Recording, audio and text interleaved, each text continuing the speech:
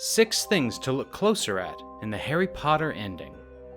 You've read the Harry Potter books, and have more than likely seen all the movies as well, so you know just how amazing the series is.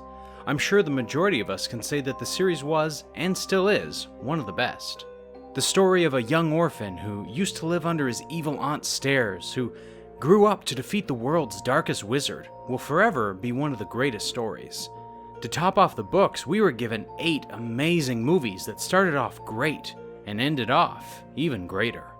Harry Potter's final adventures were split into 2 movies, Deathly Hallows Part 1 and Part 2. So to make sure you've got everything in the ending that you should have, in today's video we're going to be going over 6 things that you should look closer at in the ending of Harry Potter. Please make sure to leave a like if you do enjoy, and consider subscribing, because if you do, you could get a shout out.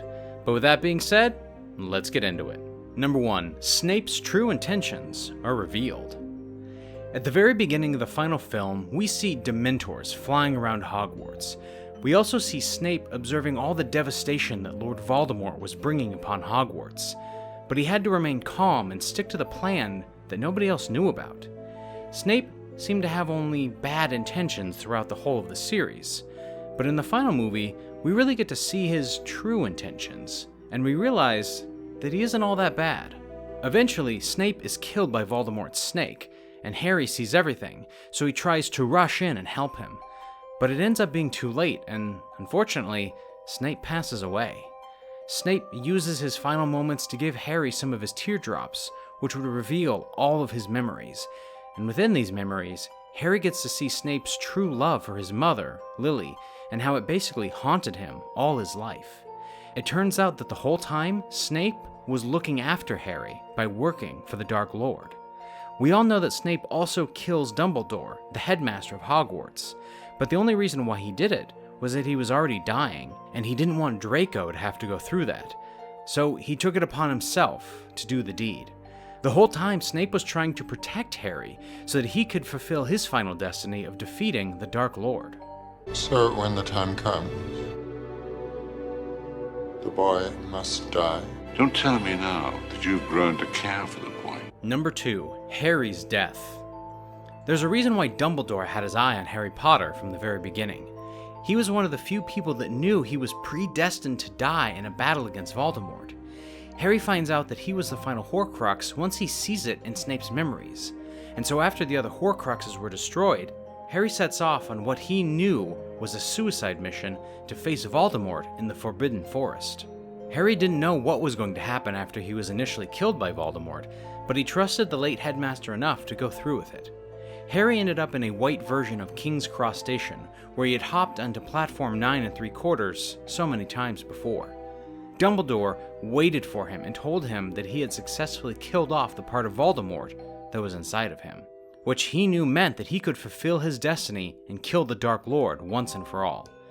Harry then had a choice to make, either stay where he was or get a train back to the realm of the living, and knowing that his battle wasn't over, he opted for leaving. He used his perceived death as an advantage, with Hagrid carrying him back to the school, where an unknowing Voldemort stood, mocking his death, and ended up getting an unexpected surprise. I love being outside, and going on location is fantastic. Sorry. Number 3. The Elder Wand was Harry's. Harry and his friends had done so many amazing things, and destroyed so many Horcruxes over the years, but no matter what they did, Voldemort was still the most powerful wizard of all time, and so when Harry came back from the dead and picked a fight with you-know-who, he was eventually overtook. But Voldemort couldn't kill him again using the Elder Wand, even though he had taken ownership of it from Snape. It turns out that Snape never took ownership of the Elder Wand in the first place after killing Dumbledore, and that's because Draco was the one who disarmed him and thus received the allegiance of the Elder Wand. Then, when Harry disarmed Draco, he took allegiance of the Elder Wand for himself. So it turns out that when Voldemort killed Snape and took the wand, it never truly belonged to him, as Harry was the true owner of it. This means in the final battle, the Elder Wand remained true to its owner, Harry, and that's why Voldemort couldn't kill him. Number 4. The Sword of Gryffindor. This sword has been an instrumental tool throughout the whole series, destroying many of the Horcruxes. Harry retrieved it from the frozen lake, and Ron used it to destroy the locket. Despite knowing its immense power, Harry decided to offer it to Griphook so that he and his friends could get his help to enter Bellatrix's vault. Griphook turns on the trio though, but he's eventually killed and the sword can be seen within his hand, but then it disappears.